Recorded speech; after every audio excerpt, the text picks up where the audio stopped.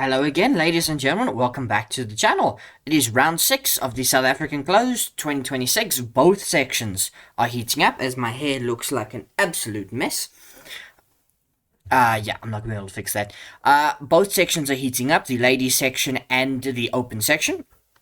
Both with very interesting results, and we're going to get into it here because the first game we've got to showcase is Hayley Nell. She was leading before this round, so she's potentially coming across a stumbling block. Maybe I doubt she's starting to feel pressure. There's still several rounds to play, but you got to win your games. We have e4, and she plays the Caracan c6, d4, d5, and now e5. The advanced Cara, we get bishop to f5, which is the classical approach, and h4.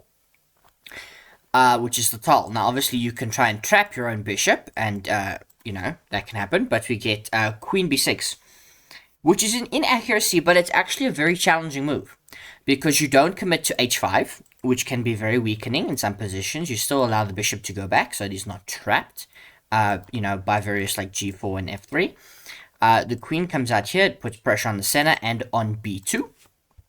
And it makes you be interesting. So g4, bishop goes back to d7, and now h5. But now, after h6, white is better if for only one move, which is knight to c3, but f4 is played. So obviously this is probably some kind of opening preparation, just firing all of these pawns. It's very brave. We get e6 now, knight to f3, and now c5. Black striking back in the center. We get c3, knight to c6, rook h2.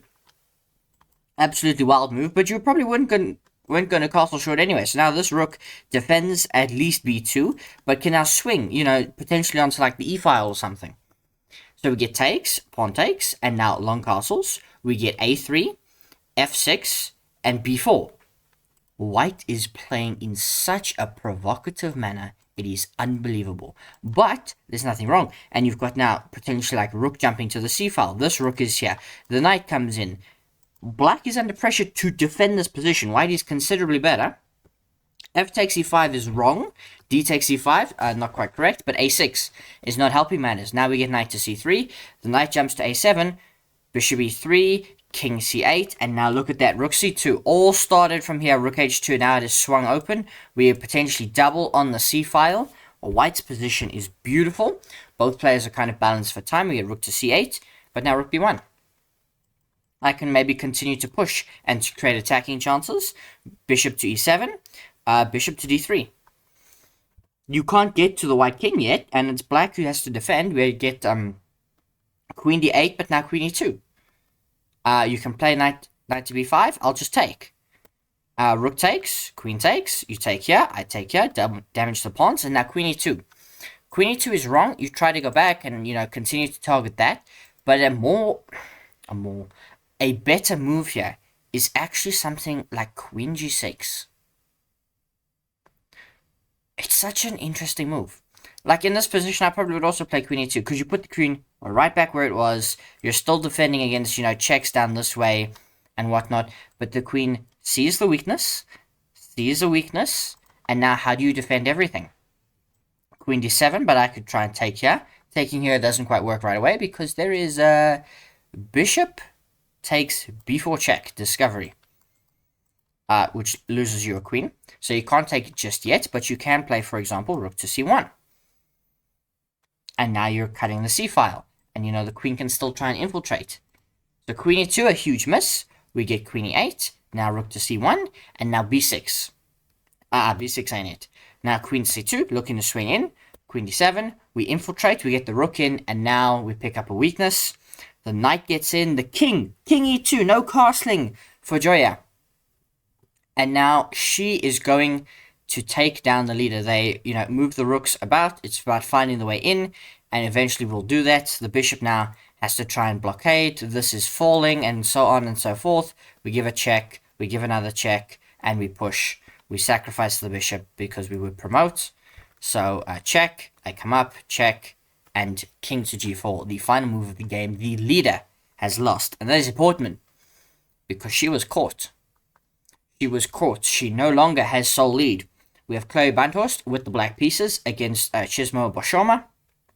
We have a very interesting Roy Lopez because, here, The Roy Lopez is played. Now, look at the database. It's got like a6, knight f6. Maybe there's like a bishop here or an f4 or something.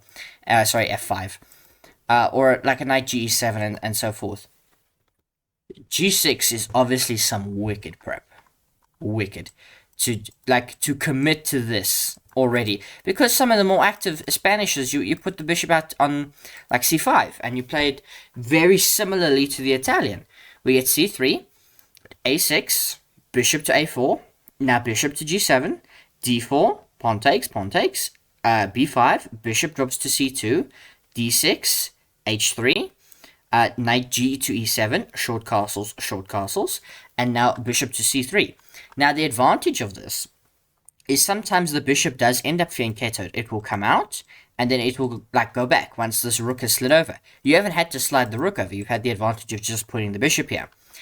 But it's still a very open position because sometimes the pawn on e4 is still there, and white is looking to get an outpost on f5 and so forth. So it's an interesting position. You can potentially fianchetto the bishop, but we choose bishop d7. White is better. Make no mistake, the engine prefers white's position. Bishop f4, h6. d5 is a bit much. You could rather play still another waiting move like a rook e. Move one of your rooks. Rook e1, rook c1. One of these probably has to be played. Or you can consider knight to e2 to rotate out this way and to support the center. d5 is a bit much. Knight jumps in, takes, pawn takes. A bishop drops back to h2. The advantage is gone, and it will have to be regained somehow as the players begin maneuvering. This knight move doesn't make sense to me. I'm sure there is a plan. Potentially maybe to try and put the knight there, so you go to either d3 or b3 to try and go that way. This move doesn't make sense to me. I don't understand why you wouldn't go out. Okay, going out to g3 is a bit dodge. You could go back to c3, but maybe you don't want to encounter something like b4. Doesn't make sense to me. Knight comes in, kicks the queen, and now the bishop comes out, and now the queen goes back to d2, and you're just making no progress, and now c5. Black is taking the initiative. We play bishop to c2. We don't take en passant. But now a5. Rook b1. And now the knight's not moving. The queen gets hit again. It now finally gets to d3. But is it too late? You've got to consider taking here, taking here, taking here. When everything opens, this bishop is going to be active now. Absolutely incredible. E takes f4. Knight takes f4. Bishop comes out to e5. And g3. Is not the defensive move here. The only really defense you have is knight back to d3, which allows the capture with check. You can try and play queen f3 to defend the knight, or rook bd1. You tell me. g3. Now queen g5. Now we play h4. Queen comes back. We move the knight, but there's a check. The knight has to block, and now the queen's just hit, and it is struggling for squares. The bishops are now lasering in.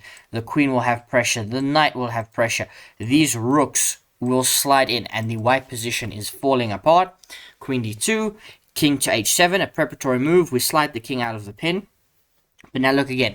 How many times in this game has knight to c4 been played to hit the queen on d2? It now has to go out to f4, but now we attack it again. And now we have to go all the way back to c1, but h5. h5 now. Knight to d3, we trade off the dark squared bishops, and maybe for a moment white seems to get something back. White has got something back. Maybe the pawns can do some damage. The queen has got scope. The knight has got something. Maybe there's something here for white. King g2 loses it all. There is one move here that proves to have advantage, and it is d6. You hit the queen for a moment. If, for example, queen to e6, there is knight to f4. You can play queen c4. There is bishop takes f5.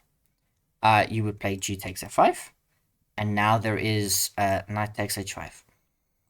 You leave this. There's no threats. Queen takes c1. Rook takes c1. And maybe a c4 here. And white's completely winning. King g2 is not it. There's now this removal of the knight. And the knight gets in. And now they are under some time pressure as they've just got past move 40. So they did get a little extra time, but still not a lot of time for the remainder of the game. As now white builds up a beautiful position. they've got the advantage back. They're putting pressure, but it's about converting. We go for tactics. There's rook takes f7, rook takes f7, bishop takes g6, a miscalculation that is ultimately fatal. Chance after chance was provided. The only winning move here is queen takes g6. King h8, queen h5 check. Queen takes h5 check. Now if you block, you obviously lose mate. It's mate in 2 because you will lose the queen. I'll take the rook. The rook is protected. And then there would be king g7, and now this would be mate, I believe. So bishop takes g6, an inaccuracy because there is king to g7. The queen slides over to b6, and now everything falls apart as we get into this endgame where white is down a piece. They go for perpetual, but it is now mate. And Chloe Brandhorst, from the jaws of victory, from the jaws of defeat, grabs a victory. To look at the overall standings of the ladies section, it is still kind of led by Anne Bashir. There are 5 players on 4 points. Hayley Nell, Robin Julian Klassen, Joya Nkita, who obviously scored the victory today, Chloe Bandenhorst, and Anne-Nazal Labouchir. All of them on 4 points. They are now closely followed by Alexia Amruni, who's got 3 losses and 3 victories, and Dia Naidu, who's starting to make a bit of a comeback here. She scored, I think, 2 victories in her last 2 rounds, so she's gaining momentum and is now 1 point behind the leaderboard. You can see it started off with 2 defeats, 2 draws, and now 2 victories. Tomorrow she plays Robin Klassen. She still has to play Chloe. She still has to play Hayley now, so she can make a real impact towards the end of the tournament. But now let us go and check in on the open section. Just as interesting as the ladies, we have firstly to look at our leader, Jan Karsten, and there's not much to say about this game. He was playing Daniel Crowley, and while it was entertaining in a bit of a Catalan slash... Yeah, it's a Catalan. It's not a Grunfeld. It's a Catalan opening. It was played, quite nicely. We traded off the bishops very quickly. And, black held firm. Daniel did very, very well here. He, caused some minor problems for Jan. And, he was hunting weaknesses. This weakness here, maybe try to push the a pawn. That would have been how he would have tried to fight for victory. But there's not much to do it here. It is well defended. You can't get in near the king. And white's position is very solid. And this is kind of immovable force. Immovable object meets irresistible force or unstoppable force, whatever the phrase is. The only mistake here, really, queen to c4. Could have been more accurate. But there's not much to say from here. Queen to c4, and they, agreed to a draw. It was move 40, so, a draw was offered. We do have to look at this game. Judah Levitan. He plays James Didham, who plays a Sicilian defense. We get a Najdorf Sicilian, which is quite something. We get a very sharp variation. Long castles quite quickly. G4 is launched. The bishop comes back. The queen gets hit. We lose the 1 pawn, but we're kind of happy for it because I've got continuous pressure on the king side. But, James playing with fire here. Look at this. The tension between the queens is palpable. Neither of the queens gets traded, and now we get queen to e2. I don't know if the players just forgot that was happening. And here James blunders. Queen to c8. We saw in the first 2 rounds that he was a bit playing with fire. And unfortunately, he's getting burned a few more times now. He suffered a defeat in one of the previous rounds, and he may suffer another defeat. White not capitalizing on their advantage, but the position is so good. We trade the rook. We give a check. We, bring in. We sacrifice the queen. Look at that. To get the queen back with check. And now pick up this pawn with check. And now we can go here. The knight is defended. It will come back eventually. There's no back rank mate. So it's just a requirement to win this position. The knight has now made its way back to g8. Beautiful position for white here. So Judah converts quite nicely in the end. He picks up a pawn. He safeguards his bishop. c4. Maybe now it's a draw. Practically speaking, it's still very difficult to defend. Your knight's got to hang on to this. There are, checks to try and win this back. So you should be okay. We now march with f4, but there's check. King goes the wrong way. Check. And now I can march my pawn. And it will be enough because I can get back. There is no mate. There's no promotion check. The bishop comes back to b5, which hits the rook and safeguards f1, which is very classy. We go for this, but the king comes in to defend the rook. Takes. We're still going to try. King picks up here, and this still you would play on because you would hope for a draw. Because if it ends up bishop versus knight, it's a draw. And for example, if you trade off these pawns, then you sack the knight for this one, and it's a draw. So there are still very much drawing chances here for James to try and get something. It's not going to be easy. The knight has to try and cover both sides. They almost repeat moves, but now that once the pawn gets moving and the knight gets suppressed, knight to b6 is wrong. And now it is about converting properly. We're trying to push both pawns, and this is not easy, but it is very easily playable.